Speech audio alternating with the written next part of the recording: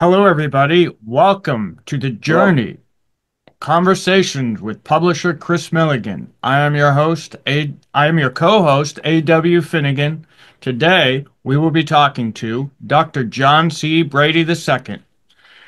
Dr. John C. Brady II, a California licensed forensic psychologist, is the author of 6 true crime books in his Bad Actor series. He is a psychologist and criminologist with a master's and doctorate in criminology from UC Berkeley. He has used both disciplines and his 40 plus years in private practice to discover why ordinary law abiding people suddenly begin to engage in criminal acts. In this seventh and most recent book, Psychological DNA, he explains the criminal psychological drivers that led Sirhan Sirhan to assassinate Senator Robert F. Kennedy. Dr. Brady has diagnosed and treated dissociative multiple personality cases like Sirhan's in inpatient hospital and outpatient settings and served as an expert witness in court proceedings. In his forensic psychology practice, he has worked with various criminal populations, having analyzed hundreds of bad actor cases, including celebrity offenders. And now, your host, Chris Milligan. Thank you, Adam, very, very much. And thank you, Dr. Brady, for coming on and spending some of your time here with us and No, trying to help the thank you. American public understand what's going on here, you know? And Yeah, exactly. so your psychological DNA 101 about Sirhan has been, quite an eye opener for me for looking at, uh, you know, people that have disassociated um, disorder. Okay, and Hmm. it's and you're also working now on a book about Oswald and looking at him. And then also you've been talking a lot about Mr. Mangione and what happened to the United Health CEO. So why did Mr. Mangione do that? What is your professional opinion about what was going on there? Well, first I want to thank Adam for the nice introduction. Now I have to live up to that introduction. It was very nice. And Chris, thank you for, inviting me on to talk about various books. The Mangione case that I write about, and I think I sent you a little section of it, is part of chapter 8 of my new book, which is called Breakdown, which is a comparison between Oswald's behavior, Lee Harvey Oswald's behavior, and Sirhan Sirhan's behavior, particularly when you look at the developmental stages and their similarities between these two assassins. The Mangione case ties into other aspects related to what I call a conversion syndrome, where people become so imbued with an ideological perspective that they kind of lose their center, they lose their balance, and they become, in my interpretation, they become sort of justified assassins. Wow. Wow. So, I mean, it almost seems like the whole world is going through some sort of demented stage here with this politics getting, because we've got people over here that, are scared. We've got people over here that are smug and happy. And how's our country going to work with all this? Well, I think it's in the book I point out that, or I call Mangione a ideological assassin, because as you point out, society is kind of split down the middle, especially with regards to the reaction to Mangione. There's half the country that thinks he's just a cold-blooded murderer, and there's the other half, apparently on social media, who think that he's sort of a modern day Robin Hood, whose behavior was justified. And if you go through and you look at some of Mangione's statements, he closely identified with Ted Kaczynski, the Unabomber 30 years ago, and he endorses Mangione's, or he endorses Kaczynski's philosophy that revolution is necessary in order to overthrow an unjust society. So you have about half the population that feel that they're being controlled by what's called the power elite faction of society, a term coined by C. Wright Mills in the 1950s, where society really has no options if they're so controlled, and every aspect of their behavior is monitored by some system. This is the ideology that drove Kaczynski into writing his manifesto, The Industrial State, I think it was called, and its future. In that treatise, he envisioned kind of an H.G. Wells time machine society. As you move forward in society, what Kaczynski saw was a group of people who were dumbed down, who were controlled by electronic media. His issue was he resisted anything that was in a modern society, and he wanted to turn back the clock, kind of like H.G. Wells's time machine. He wanted to turn back the clock to a simpler time, in his view, where people weren't controlled and people could express themselves. Kaczynski clearly had some schizophrenic overtones to his behavior. A lot of it was very delusional. A lot of it was very strange.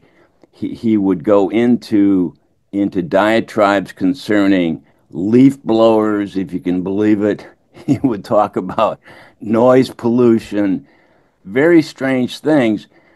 However, the bottom line to his philosophy was that because of this schism split in society, that we needed to have a revolution. Well, here comes Mangione. Mangione is residing in a place called Surf Break, which is in Honolulu. It's kind of a retreat for intellectual seekers, seekers to find a new identity in life, a very benign organization. Mangione connects with these people, stays there about 6 months, and he begins a book club. One of the books that he recommended and he endorsed on Goodreads is Kaczynski's manifesto. In the manifesto, then the Kaczynski wants to promote revolution to deal with the general society. Mangione picks the healthcare system as the non-benevolent overseer of healthcare in the United States, and he believes that the healthcare system is being unfair, especially to the poor or the downtrodden in society who are the recipients of this kind of discrimination. The crossover between Mangione's philosophy, his ideology, and Kaczynski's is very clear. The bottom line for Mangione is that revolution really is necessary. And in his little manifesto, his manifesto was about 162 words that we have available now. The Kaczynski's manifesto was about 35,000 words, much larger document, but he also took on a larger section of society. With Mangione, he targets the healthcare system, specifically UnitedHealth, which is the largest provider of healthcare services in the country, and specifically the CEO of the company.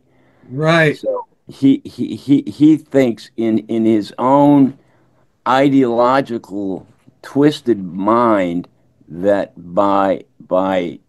as he said, quote unquote, by whacking him that this is kind of a justified behavior. Well, let me ask you some questions here, Doctor. Uh, Ask you know, questions.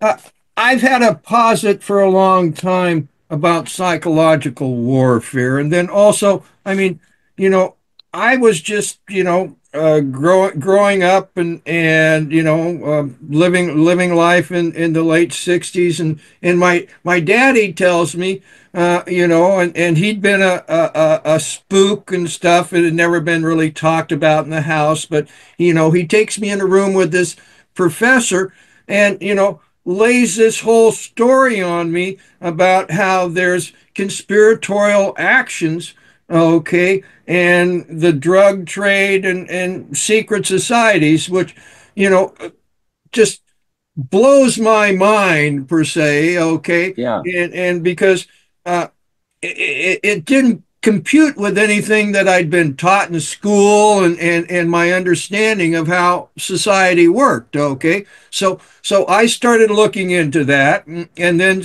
I told somebody about it in the 70s and they told me, well, you're a conspiracy theorist. Okay. So I then started to look into conspiracy theory along with these ideas of secret societies in the background, controlling things. Okay, Yes. and I'm trying to look at this, and I'm trying not to, go completely, off the rocker, and I also, about the health.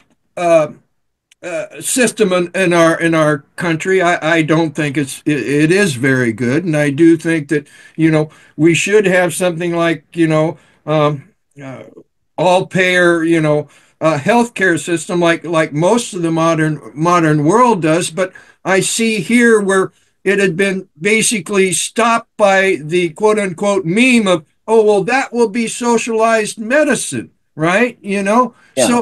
So there is some basis, you might say, for these people thinking that, hey, there's all this Yeah. top-down control, and we need a revolution. Now, I've always looked at it. Well, there's we've got a system here, a republic that our founding fathers put here, and they went through a lot of heck, to get to that concept and to make it work here. And so, um,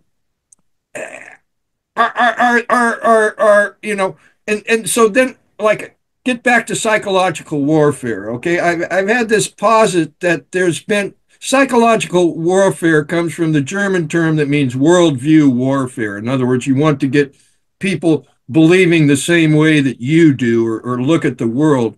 And so if we have been subjected to heavy psychological warfare, not just from elites, but from other sovereign countries and different things, uh, there's no wonder that people go nuts, huh? I mean, That's a lot to unpack, Kris. right, You right, know, I right. mean, Well, that goes back all the way back to your developmental career, your history, the work with your father as an operative, the kind of information that you acquired that most people don't acquire. So I think on balance, my diagnosis is that you came out pretty good in terms of not becoming an extremist radical, revolutionary. So the bottom line for these kinds of cases, whether it's looking at Sirhan, whether it's looking at Mangione, Kaczynski, or other people, is that it has to be put into balance when you examine some of these people and what happens to their identity structures, they become overwhelmed by psychological forces. And you're talking about psychological forces. They become overwhelmed by an ideology so imbued with a sense of their own destiny that almost with Mangione, almost in a delusional sense, he becomes the self appointed savior to society. It's kind of a religious zealot perspective. These messages that he bombarded himself with are very similar to the same messages that Kaczynski bombarded himself with, creating an assassin, a serial bombing assassin, and with Mangione, he becomes the self-righteous Robin Hood who's going to right all the evils in the healthcare system by, as he said, whacking, quote unquote, whacking the CEO of United Healthcare. So there's this convoluted upside down reasoning that applies to some of these people who become involved in this almost cult like assimilation, where they assimilate these values that are very similar to the cults that I've studied. And their identity becomes so convoluted that they begin to believe an upside down logic that what they're doing is really going to save mankind. In Mangione's case, it's going to save the healthcare system, and then he's going to free people from the restraints of the zeitgeist, the German term for the controlling people or the prevailing attitude. Right. So from you wear several different hats, very smart hats, I might say. But not today, but yeah. So right. The justice system. Okay. So what does your diagnosis mean to Mangione in our justice system? And that's a really that's probably the sine qua non. That's probably the most relevant area, because moving forward, Mangione's going to have to face a trial. During that trial, he's going to have to prepare a defense. The defense is going to be based on probably, and these are only my opinions. I haven't examined Mr. Mangione. I mean, I would like to do that in New York. I haven't, personally tested him psychologically. However, the information that I have, which is somewhat anecdotal and descriptive, it's certainly not totally explanatory, but you put together a profile of somebody with the information that you have available. The defense attorney or his team of attorneys in New York are going to have to figure out a way to reduce the New York charges. He's charged in 3 different jurisdictions, federal jurisdiction, New York, and Pennsylvania. So he's going to have to, the defense are going to have to come up with a relevant defense which will allow them to perhaps reduce the charges from first-degree murder to second-degree murder. And this is the same situation applied in the Sirhan case, where my advisor, Dr. Bernard Diamond, used the defense of diminished capacity, which is a really intriguing defense that was applicable in California and is applicable now in New York.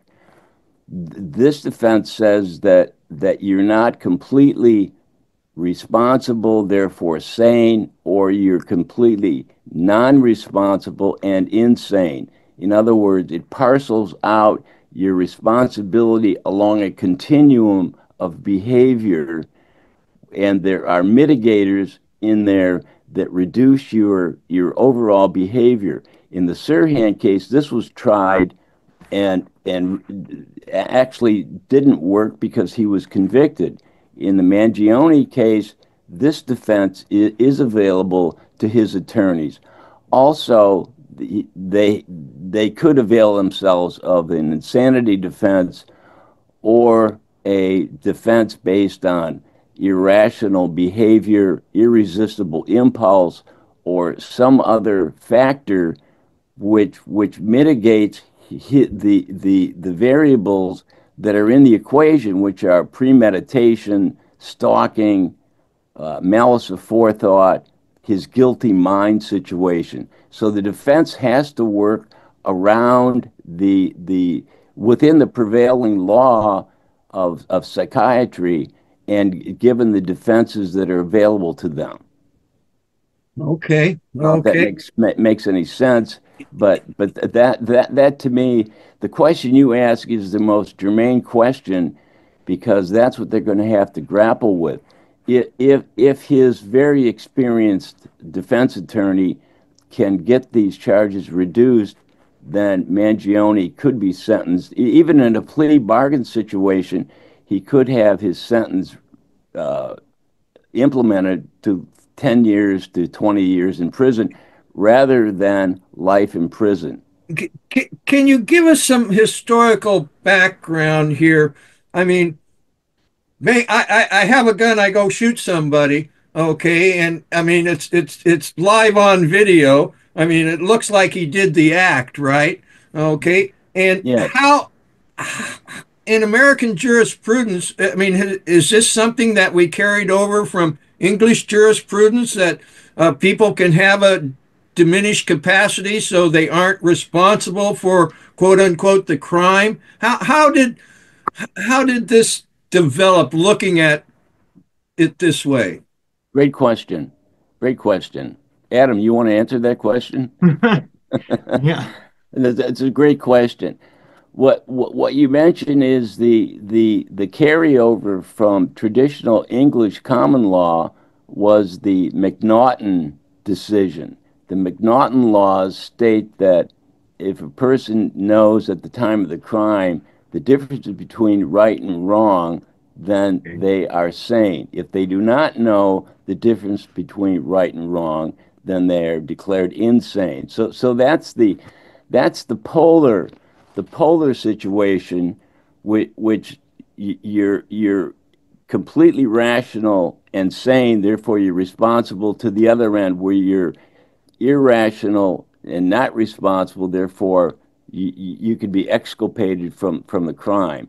There's a whole area in the middle that my advisor at Berkeley, Dr. Diamond, tried to parcel out and show that no, there are gradations of responsibility. So when you go out in your hypothetical, you go out with a gun and you shoot somebody, all of the factual circumstances are there that the crime was committed. However, the second and probably the most important part of it is what's called mens rea, which is the components of a guilty mind, the mental state that the person had at the time that the crime was committed. With Mangione, my view is that his ideological detour into this radicalism so impacted him that regardless of what the factual circumstances are, and as you point out rightly, he's on tape. I mean, it's pretty obvious that he did it.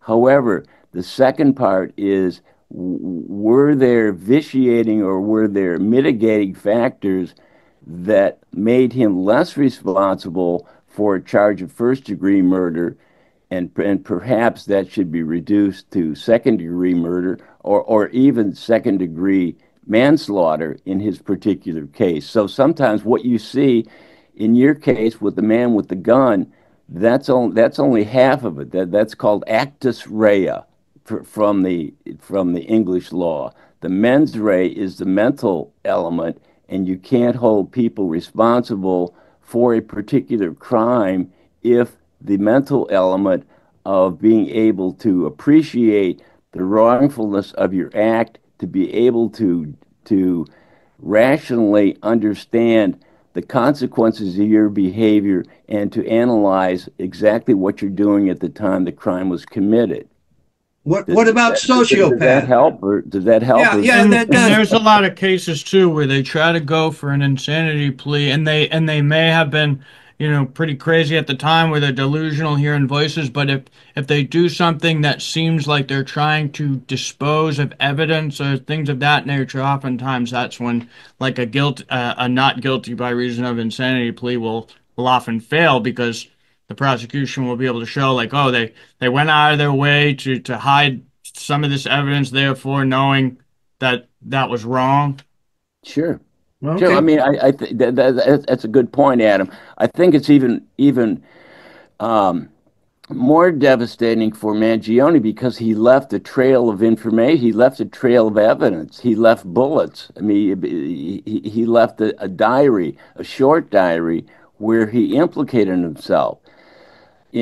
On the other hand, Sirhan did the same thing. In his RFK Must Die diary, he leaves these incriminating statements concerning what he's going to do, why he has to eliminate RFK, the reasons for it, which were, back to Kris's point, were political, that he saw RFK as supporting Israel against his people, the Palestinians.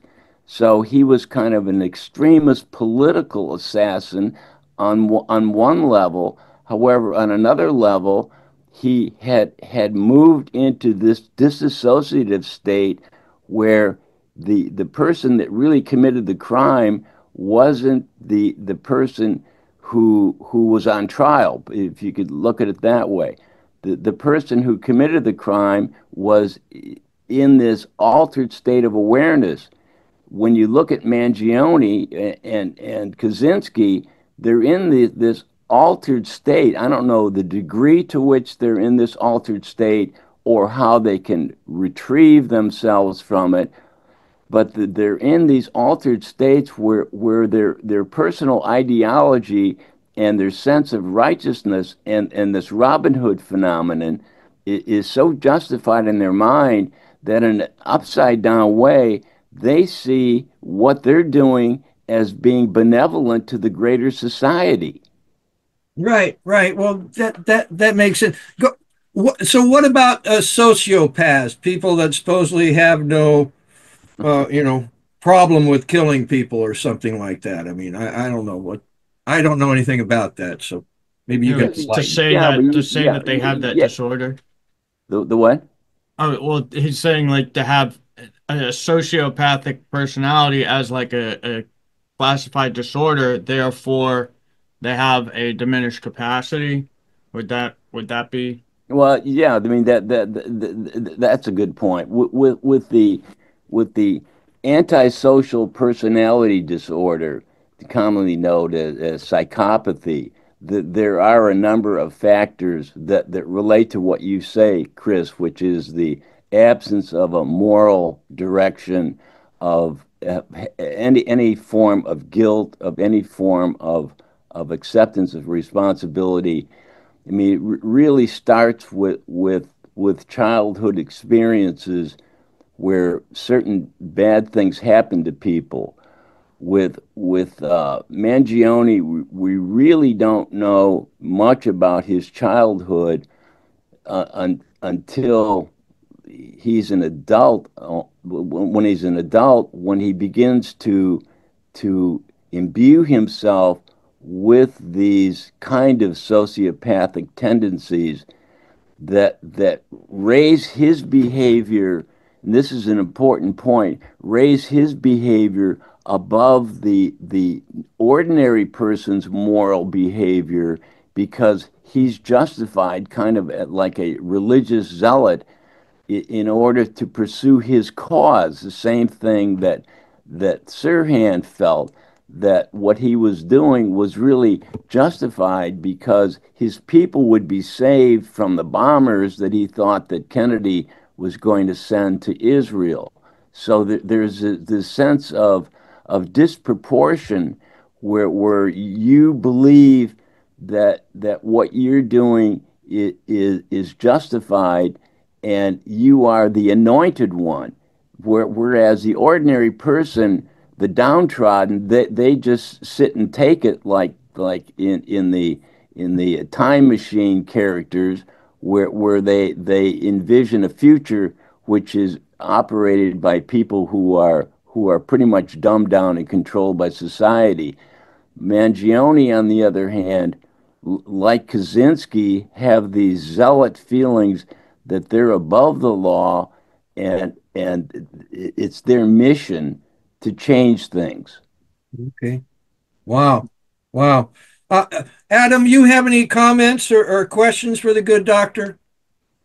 No, but I did think back when you were talking earlier about psychological warfare. I don't know if you've ever read that book by Michael Aquino, Mind War, where he's kind of writing a psychological warfare thing for the army, and that was kind of like eye-opening in his talking about controlling people in society and stuff, and using psychological warfare Yeah, on the people instead of as a replacement for wars between nations.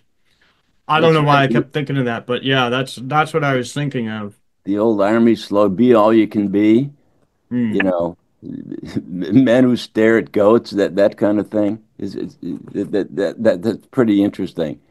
So the difference here is that Mangione was a self-induced individual who gathered this information, misinterpreted the information, the ideology stuff, and became a kind of a cult-like survivor trying to right all the wrongs in society.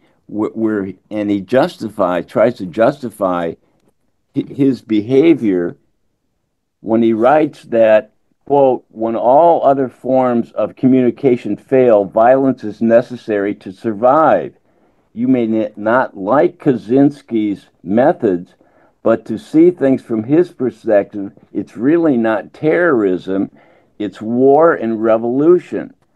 So his his mindset is aligned with Kaczynski's, and he gets into this very hazy thinking, which is sometimes characterized by a certain personality disorder that weakens one's judgmental reasoning to the point that they turn things upside down. And I think that's where Mangione came out. The other factors, the common factors with these people that sort of lose their center is isolation.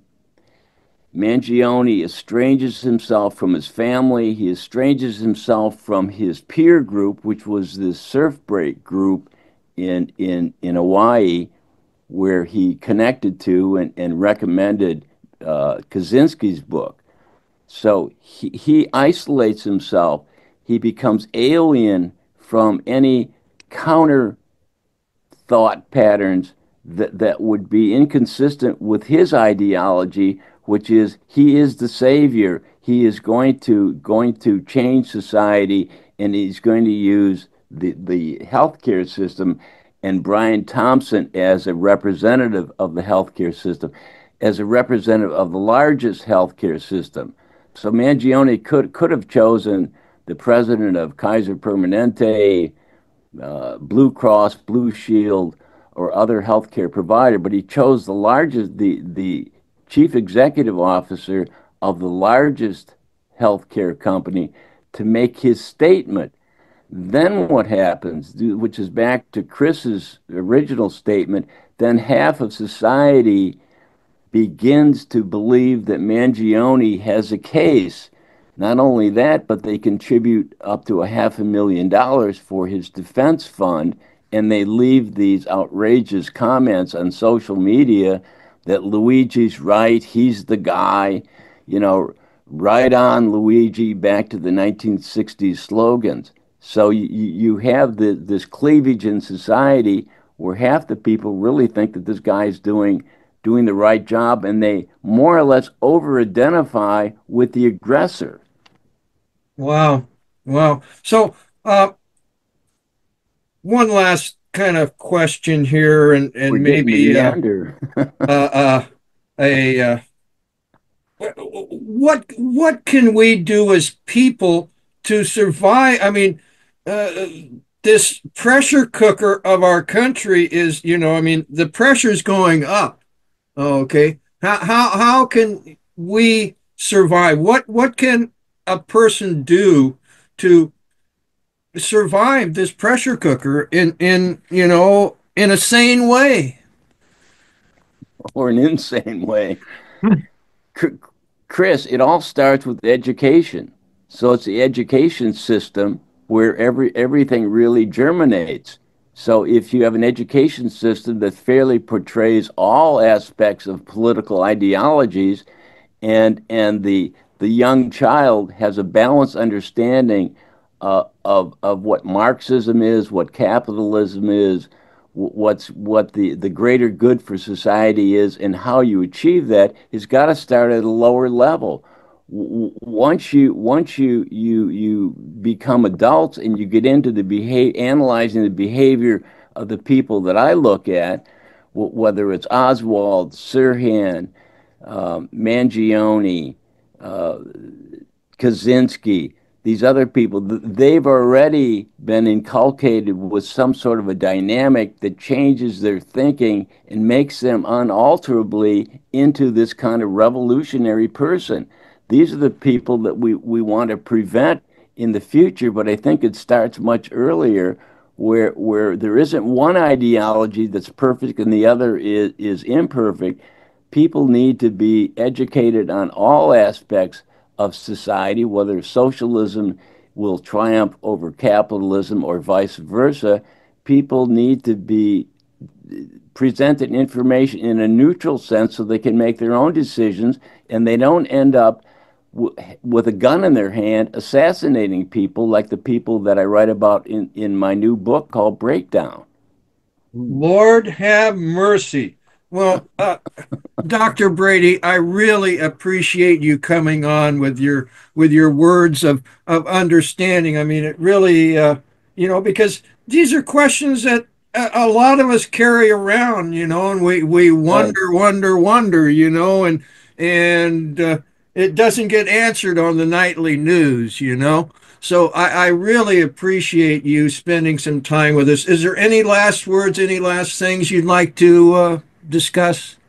No, I want to thank you and Adam for inviting me on. It's It's great to meet you. been really an enjoyable experience, and we've only touched the tip of the iceberg when you try and analyze these kinds of characters. As I said in a forthcoming book, Breakdown, which is a comparison of Oswald's behavior with Sirhan's developmental behavior, I go into the psychological testing that was done on both of these particular assassins and try and show the threads of commonality between their developmental histories, especially with Lee Harvey Oswald and the impact that his mother, Marguerite, had on him. It's a very intriguing analysis of what's called induced delusional disorder, a very interesting pathological condition where one's strange, odd, and antisocial thoughts are transmitted from one person to another person. And that kind of explains Oswald's behavior, how he came to be an antisocial person, and how it led to him having a gun, shooting at JFK. Whether Okay, there were other people there, that some of the other people we've talked to, whether there were other people there on the grassy knoll, that really isn't my analysis. My analysis is what led him to be there with that loaded gun. right. Well, I can't wait to read it. And Dr. John C. Brady, he has a bunch of books out there, very interesting, help you understand the world we live in. Thank you very much, and onwards to a better future for our children. That's I endorse that 100%. Thank you, and thank you, Adam. I appreciate it.